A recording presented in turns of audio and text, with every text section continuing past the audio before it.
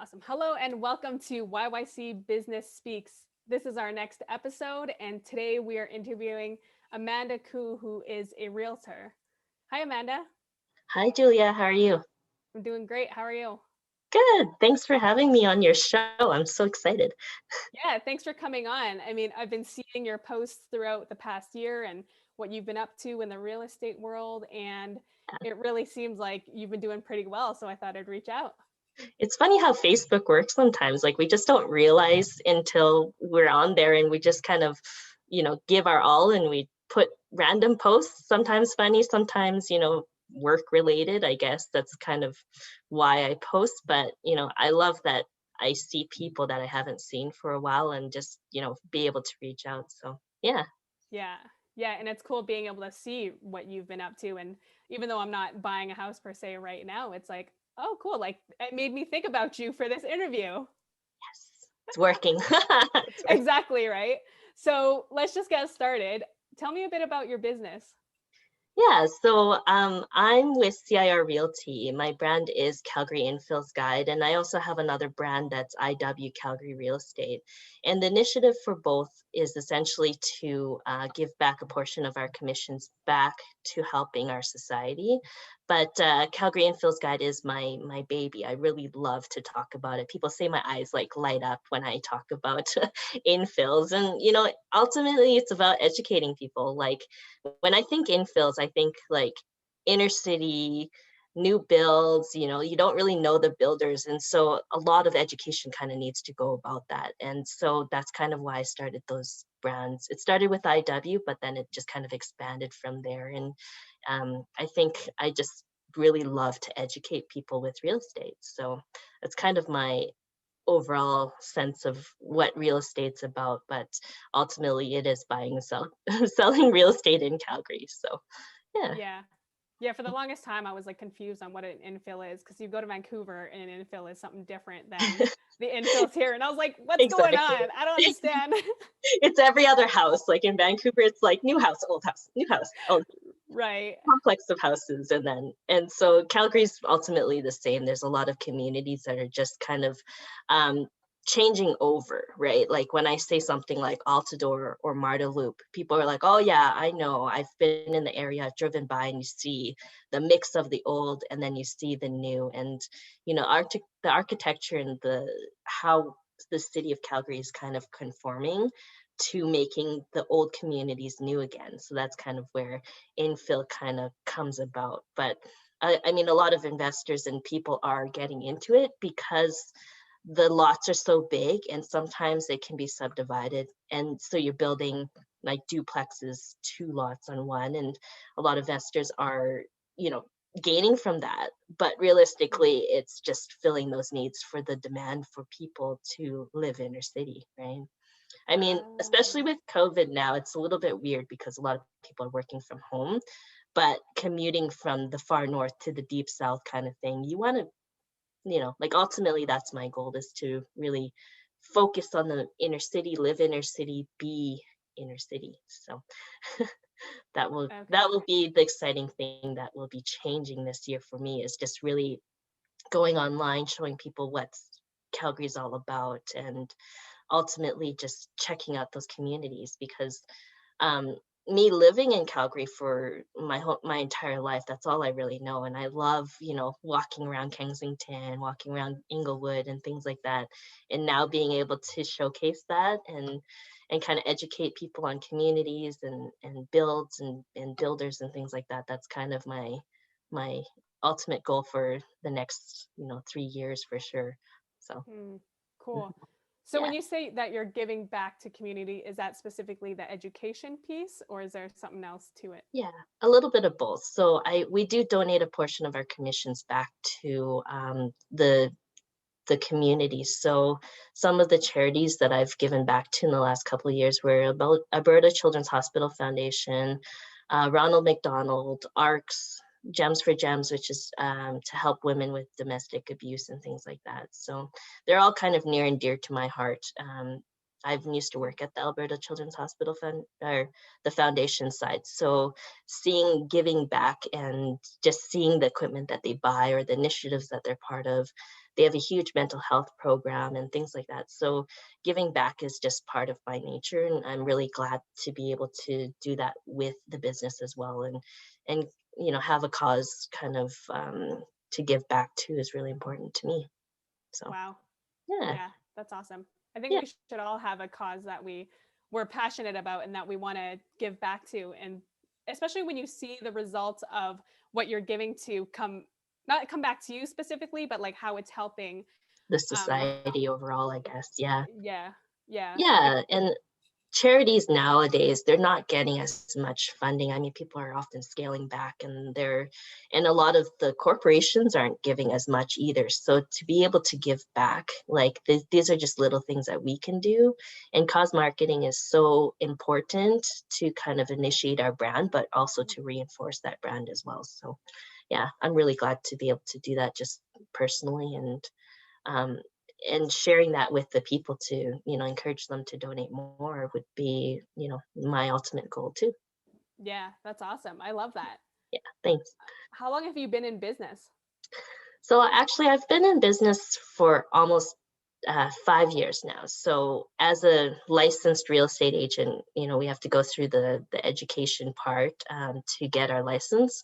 So I started out with Grand Realty in 2016, probably around the summertime, and that's kind of when the oil prices were kind of fluctuating. So I've never actually seen a boom since being in real estate, which is funny. And then this year has been really insane actually, because like the inventory has been low and the supply has been like dwindling, but sales are starting to Mm, shoot up because people are wanting a change.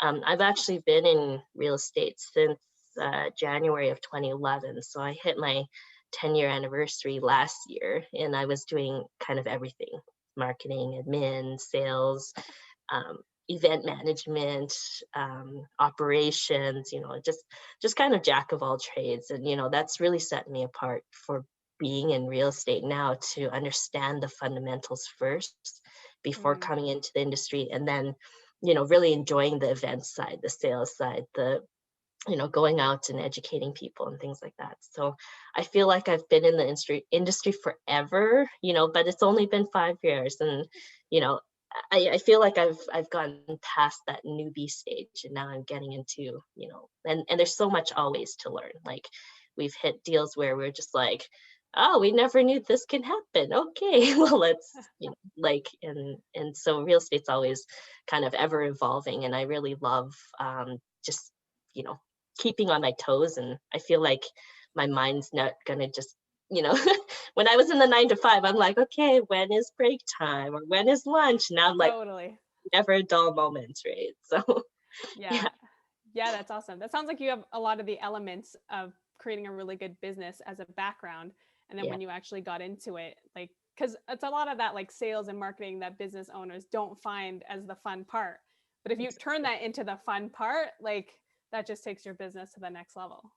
It can also be a detriment too. Now I'm thinking about it, where I'm like, I can do everything. And I'm like, I should not be doing everything. I should, like, oh, I should, like hire out my blogs or hire out my social media, and, really focus on just like meeting people or doing other things. But instead, I'm like, I could do it all.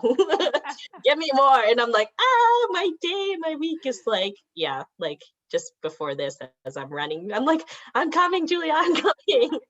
So those are just kind of those days. And I truly do love it, but yeah, some days you just like you feel like you're not doing anything, but you had such a busy productive day where you're like, "Oh, okay, like let's hone it down." And that's what I appreciate about business coaches, where they kind of like wrangle you in. They like focus you, and they're like, okay, today you focus on this or this, not Yeah. 100 things, right? Yeah. Stop running around like a chicken with your head cut off, But as my sometimes mom would say. exactly, totally. It's totally what my mom say too. I Yeah. swear I use that, like, at least once a week. That phrase is like that one's in my vocabulary for sure. So, Yeah, exactly. Okay, who do you serve and who's your best customer? well, for now, I am serving just like kind of the inner city people that are looking to buy. I have a whole bunch of clients that are they have the older homes and they want to sell that to, let's say, builders, investors, and other Mm, people like that. So that's probably my niche market for this year.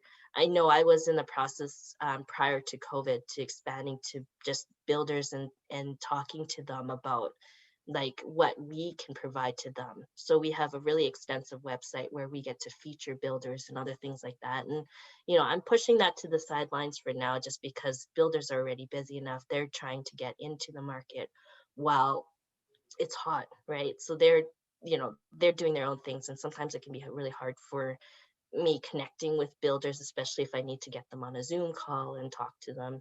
I would rather just focus on just the buyers and say, hey, look, we have all of these builders kind of in our databases. These are the people that we work with, but buyers are the ones that are really just kind of driving this market for infills. Because mm. if builders were not building, then they wouldn't have any inventory to buy. So right now, just really getting out there and letting the buyers know that there are great deals out there. A couple of years ago, these infills would be going for like 800, 850,000 for just a duplex. And now they're coming down to about 700 grand. So people are getting big and good discounts on, um, buying infills right now. So yeah, Wow. That's yeah. cool. Compounded with interest rates being low. It's like, It's unbelievably low. Like my mortgage guy, like he said the lowest was 0.99% wow. on a variable, right? So Yeah. that is insane. And even my mortgage itself, like it's dropped down significantly. Like when I started, you know, paying it down, this was about 10 years ago, it was like 2.3, and I was like, that's amazing. This is a great deal. And then now it's like I think mine right now personally is 1.35 and 1.2, and that's just from variable, and I haven't done anything with it. So Mm, I can only imagine that other people are having similar instances, and being able to talk to your mortgage person now is just a good conversation to get started. Like people don't know that they can renew their mortgages without needing to like wait till their term is done, or like people are like, oh, my term's done in like 1 year, 2 years. I'm like, you can renew now. Like sometimes they will actually pay for your penalties or whatever it is. So it's all about kind of the negotiation. And so yeah, it's such a good time to just shop around, and whether you're buying or not, it's a great time to even just reevaluate where you're spending your money. Like same mm, thing with insurance too. So really quick segue is my home insurance. I've saved like $1,000 a year just from shopping around, and I didn't even realize. I just renewed, and I was like, my friend reached out and she's like, "Oh, hey, I joined the insurance industry. Can I look at what your rates are?" And I'm like, "I just renewed. I'll talk to you next year." And she's like, "No, no, let's just see." And I was like, $1,000. Oh my god! And I like kind of had this panic, called to my other insurance broker, and I was like, hey, like, I know I just renewed, but I might want to cancel like right now. And he's like, it's part of our industry. You can cancel whenever you want. You don't actually have to wait until that period, like your renewal period, mm. just to renew. So little takeaways for people, hopefully. Yeah. Yeah, that's good to know. Yeah. Cool. So, what's been the greatest impact the pandemic has had on your business? You know what? The pandemic was like scary. March was like hit, and everybody was like, shut down, right? Like the entire real estate industry completely stopped. Like there was almost like no sales in March, and like Wow. people were scared of like showings because you don't know who you're inviting into your house. Mm, But the biggest impact for the COVID-19 has actually been that we've adopted more or less to online. So I don't know if you've ever went to like a builder or something like that. They actually have all their show suites often online. So they have a link to the virtual tours. So you can actually see houses. And this has been adopted to a lot of agents. I wouldn't say everybody has, because obviously with marketing there is a cost to it. So some agents still take iPhone, like with their phone pictures and things. And, other people are like, okay, well, we got to show the best that we can for the houses. So virtual tours have become more prevalent, and same with just people being able to see things. So oftentimes, especially last year, people didn't want to go showing with me. I would actually go to the house. I would have the proper, COVID-19 protocols, mask, gloves, etc., hand sanitizer, and I would have my phone and FaceTime. And I would go through the house and I'd be like, okay, here's the house. I'm walking through the front door. Okay, here's where the basement is. This, you can suite it from here or you can't. So those are kind of the fun things that I get to do without necessarily feeling like people are risking their lives to show with me. Now, we still do, like, we are still an essential service, and we do still do showings, but people, whether they want to see it or not, we try to limit, showings to like just 2 people and the real estate agent. So we're not bringing, the 10 kids with us, and, the aunties that want to see the house, Yeah. things like that. We just want to make sure that, if you are serious, start the shopping now. And so that has been a big impact, because now we don't feel like we're wasting a lot of our time going to showings, because we know that people are serious. We know that, people are doing checklists, like we have to fill out a form if some agents require it. Some people are just like, please make sure you have not traveled in 2 weeks. You haven't. If you're feeling sick, please stay home, and things like that. But we are guests in people's houses, especially when we're showing, and we don't want to jeopardize, and we also don't want to get sick. If somebody wasn't telling us the truth and they came back from like the UK and we're stepping into their house, and then all of a sudden, if I caught COVID, I would be very upset, because, this is risking our lives. It's risking our livelihood. So the biggest impact is that it actually made our business more efficient and Wow. serious. So yeah, it's been Yes. really good. So it's actually streamlined your process, because people, if they just went to look or wanted to look, it wouldn't be really happening right now. Exactly.